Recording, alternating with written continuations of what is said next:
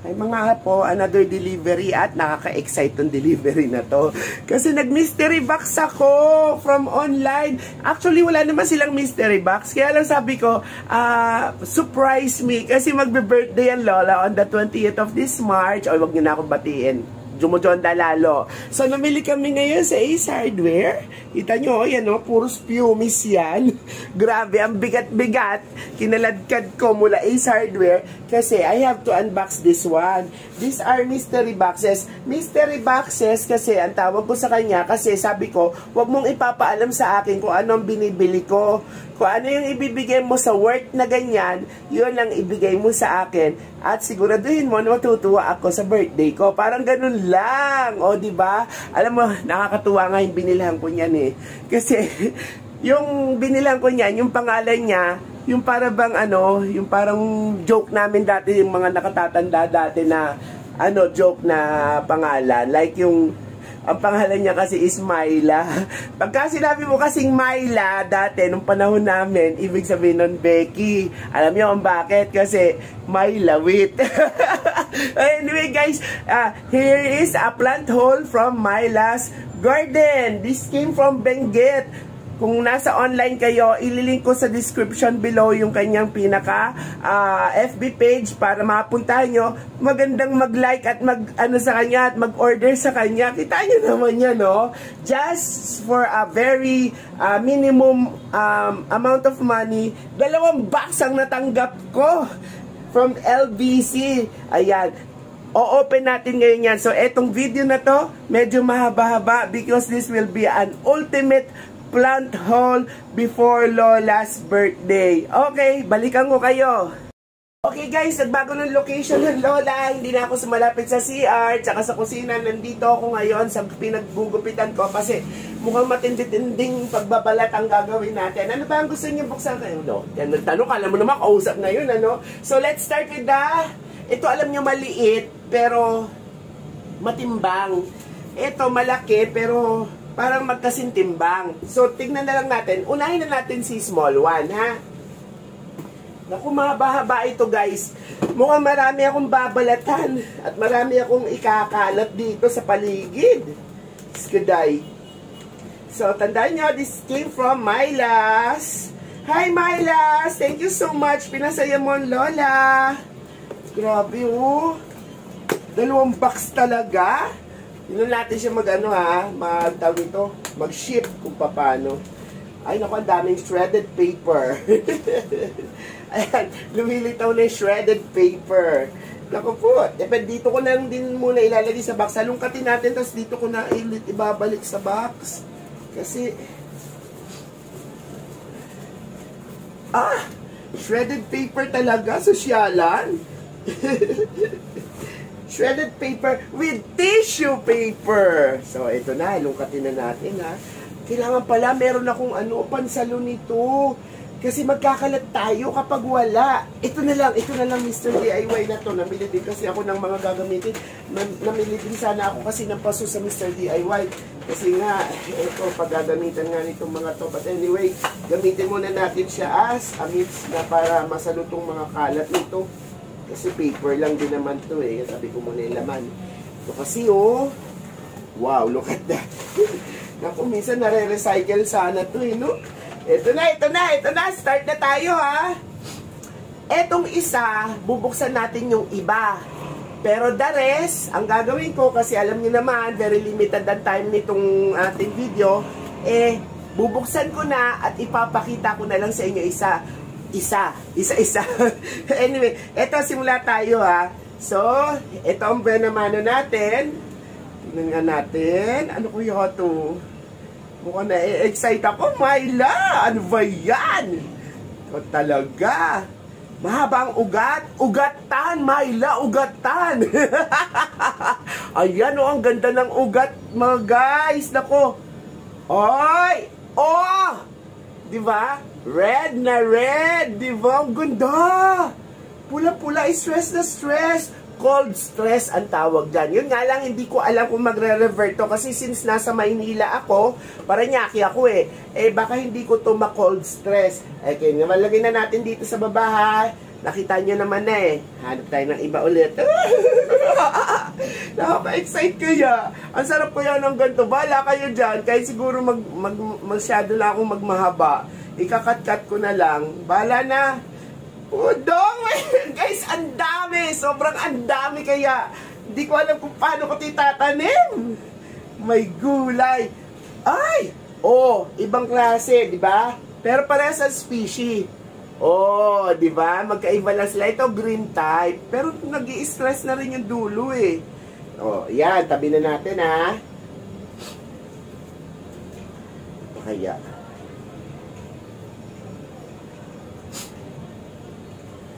Ay! Ano to? Ay, ito. Alam nyo, dream kong magkaroon nito. Kaya lang hindi ako makaakyat sa Baguio ngayon. Parang ito yung, alam niyo yung rosas. Yung succulents na nagro-rosas ang itsura. Oh, di ba ang ganda oh? Oh. At meron na siyang, ano to, pops of flower. Parang pops eh, pero parang hindi naman flower, di ba? Ganda, be. Ganda. Tika. Bahala na. Di ba masaya naman mag-unbox, di ba? Tsaka mag-unwrap. Oh! Alam nyo, these are common in Baguio, pero para sa akin, napakasaya ko kasi tignan nyo, tignan nyo naman mga binibigay nyo, mga ano niya, produkto. Ang ugat, tignan nyo, napaka-healthy, grabe. Pagtanim ko lang siguro nito, tubo ka agad dito, yung ganda, lusog-lusog, ang pintog-pintog, di ba? Again tayo, ha? Ang dami nito guys. Hindi ko alam kung paano ko ito maiaano sa inyo lahat. Saan kaya dito yung may pinaka ano? Wait lang ha. Sana makakuha tayo ng super exciting talaga na tignan ko. Kasi yung talagang gusto ko ano to? Ano to? Ay! This one hindi ko masyadong type to.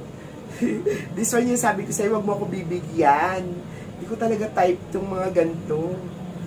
Yan. Pero okay lang kasi ang viewers naman natin, di ba? Ayan hindi ko type to eh. Kasi hindi to nabubuhay dito sa Parañaque. Pero since nakita ko na may ugat siya sa tangkay, ayun nakita nyo may ugat sa tangkay, ayan parang feeling ko mabubuhay ko to. Pero hindi naman ito yung species na sinasabi ko na hindi ko mabuhay sa Parañaque. I will try my best, Myla ha. I will try my best. Bubuhayin ko to dito sa Parañaque. Hindi ko nga lang alam kung ano yung mga pangalan nito. Siyempre naman, isa-isahin pa ba naman niya. Basta alam natin, kalancho yan, tapos na yun. Diba? I will try my best, ha? Pero hindi ko talaga type yung mga gano'n kasi lagi ako namamatayan ng gano'n. Ewan ko ba, hindi ata yan dito sa lugar namin. Pero yung mga una kong binalatan, buhay na yun nasa taas. Hindi nga lang gano'n kaganda, pero magaganda rin. So, another one. Ang dami. Hindi ko alam kung paano ko ito gagawin. Hindi ko alam kung paano ko ito Ay, ang ganda nito, guys. Ay, ang ganda. Guys, hitik na hitik. Ang ganda. Hindi siya humahaba yung stem, Alit lang ng stem niya.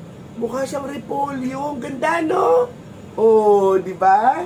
Again, bilis-bilisan na natin. Huwag na tayo masyadong dramatic, no? Baka di tayo makarami.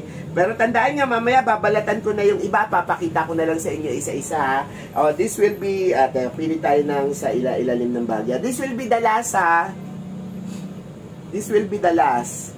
Tapos, babalatan ko na isa-isa since may box na akong paglilipatan, di ba? As mamaya papakita ko na lang sa inyo. Ay! Bongga to! Bongga ito. Tignan mo,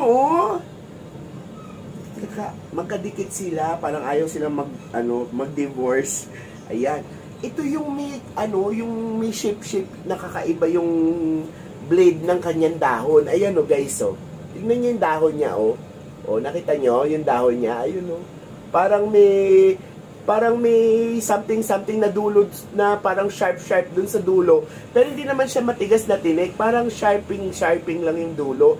Ang ganda Okay, last na muna to ha. Tapos pagbabalatan ko, balikan ko kayo. Okay guys? Okay guys, out of the very minimal money na ibinigay ko kay Madam Myla. Look what I've got! Grabe! Nag-uumapaw siguro nito ang garden ko sa taas. Ay, sobrang na-excite ako. Pero syempre, since mystery box siya, hindi natin may iwasan, may ibang mga doble-doble. Pero ang pinakamasaya niyan, tignan nyo naman yung variety. So, I'll give you a close-up look ha, and then kayo na mag-judge kasi hindi ko rin naman alam yung pangalan ng mga yan. Pero, kumbaga-baga, in-arrange ko sila from my less favorite to the most favorite. So, dito yung less favorite kasi meron na ako nitong iba na hindi ko nabuhay dati to the most favorite kasi challenging yung colors ng mga to at saka challenging yung mga form. So, daanan natin isa-isa ha. Ayan, dito tayo sa mga less favorite ko.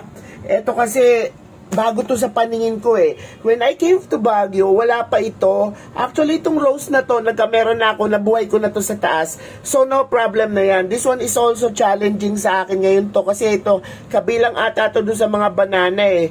Pero, since nakita kong umuugat siya ng ganun sa sanga niya, ay lumakas ang loob ko. This one I have. Meron na ata ako nito sa taas. Pero hindi ko alam kung kasing variety siya nung nasa taas ko. And this one, I also have from Madam Leia, from PMA. Binigyan niya ako nitong kalancho na to. Madami na ako nito sa taas, pero hindi ko alam kung pareha silang variegation. Kasi nasa taas ko na wala ng variegation. Pero nung binigay niya sa akin, maganda yon. This one, actually, ang cute nito eh. Kaya ko to nilagay to sa less na like ko siya. Kasi natatakot ako. Sobrang napaka-fragile. Pero look at that, how beautiful, ano. Alam mo, these are the most common na nakikita natin sa Baguio. Then, papunta rito, parang pinaka nagiging mas magagandaan, mas beautiful. So, dito na tayo, ha. So, ito, favorite ko rin ito, actually. Kahit ito kapamilya nito at nito. Pero paborito ko rin ito. Ang ganda kasi. Tignan nyo naman, oh. Pero ilan ang natanggap ko nito. Ayan, di ba? Ang ganda. Alam niyo, i-stress ko to talaga ng todo. Lalagyan ko sila ng net dun sa taas. Kasi full sun doon eh. Baka masunog. Bukot ang lola. Ito, madami naman ito talaga sa Baguio. Mula noon hanggang ngayon, laging itong nakikita ko sa Baguio, di ba? This is the most common. Yan. At saka ito, this one. Kaya lang tignan nyo naman yung sizes ng binigay niya sa akin. Grabe! Oh, halos pumutok na at may mga anak na, di ba? Bonggang-bongga. Tapos ito rin. Yan. These are common sa Baguio talaga. Nakikita na natin to lagi sa Baguio. Yan, di ba? And then, this also. Pero ito, alam nyo ha, na-amaze ako dito kasi nasa tip lang yung pinaka-variegations niya. Yung nakikita ko madalas nito, ibang klase yung variegations, hindi kasing cute nito. Parang siyang apoy, oh, tignan nyo, oh. Di ba? Ang ganda. Tapos, this one. Yan, dalawa yung nakuha ko nito eh. Ang ganda, oh. Hitik na hitik, di ba? Oh, alam ko common din to eh. Pero this one is something different. Parang parang ibang bansa vibes. Alam niyo yun? Sa bagay may nasabi siya sa akin na magkakaroon siya ng mga shipment from Korea. Ang nasa isip ko, baka ito na yun, isa ito kasi mayroong ganito dito sa Pilipinas. Pero hindi ganito kahitik. Grabe naman, tignan nyo naman yan, no? Nagmumura. Teka, sandali ha. Ayan. Ito, paborito ko rin ito. Ayan. Akala nyo pareha sila nitong isa, di ba? Actually, magkaiba sila. Tingnan nyo to, oh. Ang ganda, no? Oh, di ba? Akala nyo magkaparehas lang sila nito. Akala ko rin nung una. Pero pag tinitigan mo sila, parang somehow they are different. Ayan, oh. Nakita nyo, di ba? Akala nyo parehas lang sila, pero somehow they are different. Kaya hiniwalay ko siya, pero tabi na natin siya dyan kasi halos magkaparehas naman sila. Somehow they are different. Ngayon punta na tayo dito sa aking mga more likely na sobrang paborito ko, ha? Look at this one. Oh, di ba? Oh, ang ganda ng variegation niya, oh. Nakita nyo? Tapos yung form niya, ang ganda-ganda, oh. Alam mo, napakasiksik niya. Tapos ang ganda-ganda niya. Basta nagagandahan talaga ako sa kanya. Kayo na humusga. Hindi ko rin alam ang pangalan niya, no? Basta ganda. Ang gandang-ganda ako sa kanya. Tapos this one, look at that. Ito yung kanina eh. Ito yung sa unang bukas ko. Kaya hindi na natin concentrate yan. Huwag natin focus yan. Ito. Natutuwa ako dito. Alam ko, may kamag-anak to na dito sa atin eh. Na kulay green. But this one is loco.